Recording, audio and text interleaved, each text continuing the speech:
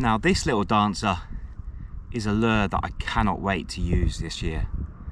I've not really been a big fan of these, but in the last few months, when winter kicks in, the brain starts overthinking, thinking about new expeditions, new adventures, and everything that's going to come with a new year. I've been thinking, there are some places where I think I could actually put some of these to the test. Now, in Jersey, we're an island. Pretty much open coast surrounds the whole of, everywhere where I fish. We don't have estuaries, we don't have those kind of waterways and areas where these little dancers come into their own. Now, if you watch any of the ultimate fishing videos, these guys absolutely slay on these kind of lures in those kind of weedy waterways where the water moves in slowly and the bass are just head down and just eating and munching like they do in like southeast, southwest England as well. We don't really have that. Now on the open coast, a wrasse is going to absolutely tank that, 100%. But there are some places on my coastline where I do think they might come into their own. And when the tide comes in, the bass are definitely going to be eating things like this. So this year, this is definitely a lure that I really want to put into practice and try and catch some fish on. There is plenty of areas around the island where this can come into its own.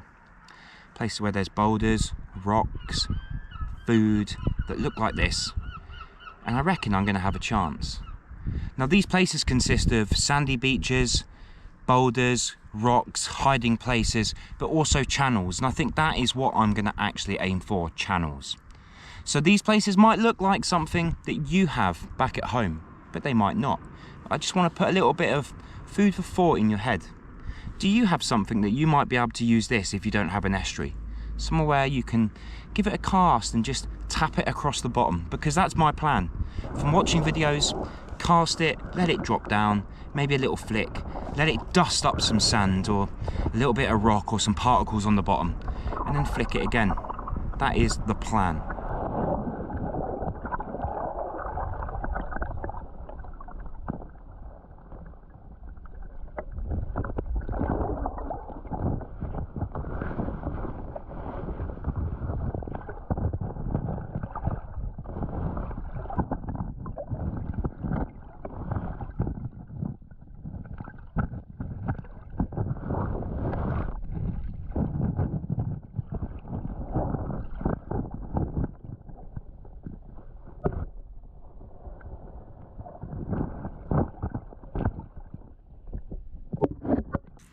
Now, for anyone that knows me, watches the videos, has been following us around for the last couple of years, you know kayak fishing in the summer months is my go-to thing, especially bass fishing, especially top water.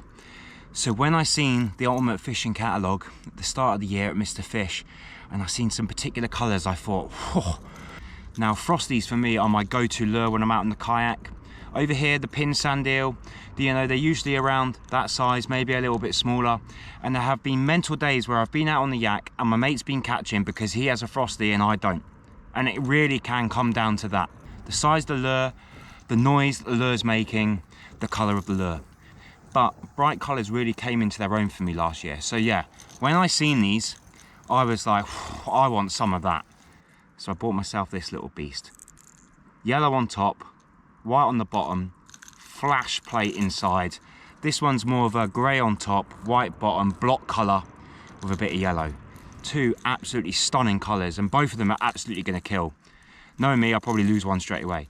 Both of them have a little subtle rattle. These have really small ball bearings in them. I'd love it actually if they made a silent version of this. So if you are watching this ultimate fishing, probably not, make a silent version. That would really top off my fishing adventures, a silent Frosty. Out in the kayak, we are covering all bases. A lot of the time I'm fishing quite far out, but I'm only fishing in about 10 foot of water max, over weed beds, rock beds, different states of the tide. But I'll show you right now the kind of areas that I'm fishing. Usually the tide's flooding in, you're moving, you're floating around in a yak. I'm whipping this out and I'm just skitting it along the top, like so. The good things about these, they are quite erratic with minimal movement of the rod tip.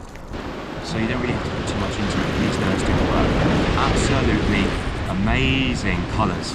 And these are two lures that I am really looking forward to this season, just because they're bright, beautiful, and they are just going to kill top water bass come May, June, July, August, September out on the kayak. I think they're going to be game changers.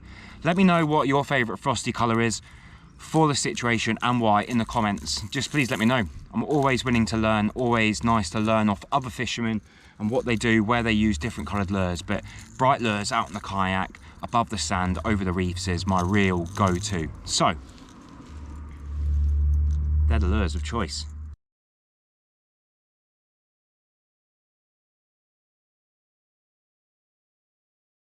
Now before we move on to the next load of lures that I'm really looking forward to this year, sometimes it's not just about the new lures.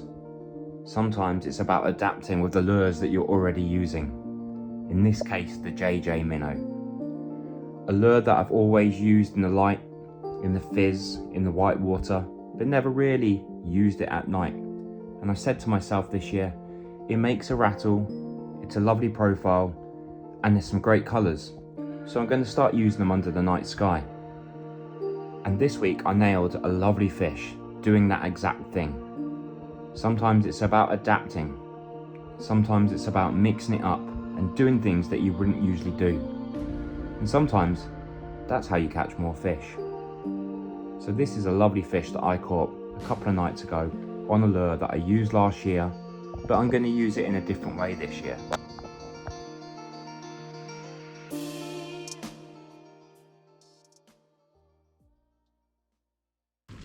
Now, there are millions of sand eel imitation lures out there. I probably pick, chop and change over the year so many times. The original OG was definitely the Savage Gear sand eel. The 12.5 version is a king of a lure, the original gangster. But since then, and since multiple lure making companies have come around, and the growing of bass fishing and lure fishing, especially in the UK, has grown over the years, especially since I started fishing, I have seen so many different sand eel like lures. But in recent times, I've taken a liking to some guys that have started producing some new lures similar to others, but we're not going to go into that. Everyone can craft their own kind of lure, and if they're proven catches, which they are, I'm willing to give them a go. Now this is the salty sand eel, and I'm really looking forward to using it this year. The guys from LAZYLURES, I think they're based out of southwest England. Chuck me a couple of these, thank you very much. Really do recommend getting yourself some of these. Now this is a 20 gram version, I know they do a 45 gram, but 20 gram is enough for me for the kind of work that I'm doing. I'm chucking this in and around the boulders, shallow stuff, deep stuff, into run.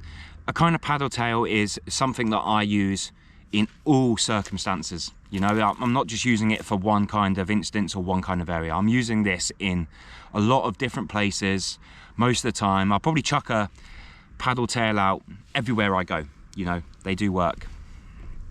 It looks like a sand eel, it looks like a pollock, it imitates a small bait fish, and I think all around the year, even in the winter months, because we are lucky enough to catch bass here in the winter, you will catch on this. So I really cannot wait to put this little machine into practice. I think just a straight wind will do it.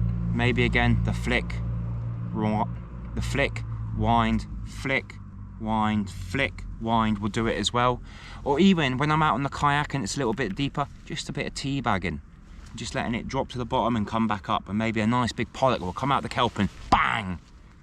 So yeah, great looking lure, big paddle tail, loads of vibration, very streamlined, very nice finish, very good colours, and it's just a lure that I'm really looking forward to use. And last but not least, the most mental idea I think I've ever had. Now I have asked around, locals, people around, and asked, have you ever caught a fish on a squid imitation lure in the UK? Now I reckon a big tuna would take that if you put it in front of it. But would a bass take that lure? And I'm really going to try hard, and I'm not going to stick around and talk about this one too much. But this is a little lure by HUNTHOUSE. Got it off the internet. I've got a couple of them. Got one in UV and one like this. And I think weedless. and when the squid are around maybe September, October time in the areas where I fish, I think this could be a game changer. Again, I just don't know how it's going to work. I really do not know how this is going to work. I'm going to test it. I'm going to take it out. I'm going to put it on a jig head and a weedless, and maybe like a weighted weedless, and just see what it looks like under the water. So in the comments, please let me know what you're thinking. Do you think this is going to work from the shore for bass at night or at day? You let me know, because it's a crazy looking lure. It really is a crazy looking lure. You know, it sends my mind into overdrive, thinking that I'm going to catch a bass, or hopefully a bass, on that little thing. Crazy, isn't it? Crazy looking. It's a crazy, beautiful, good looking design. Really is.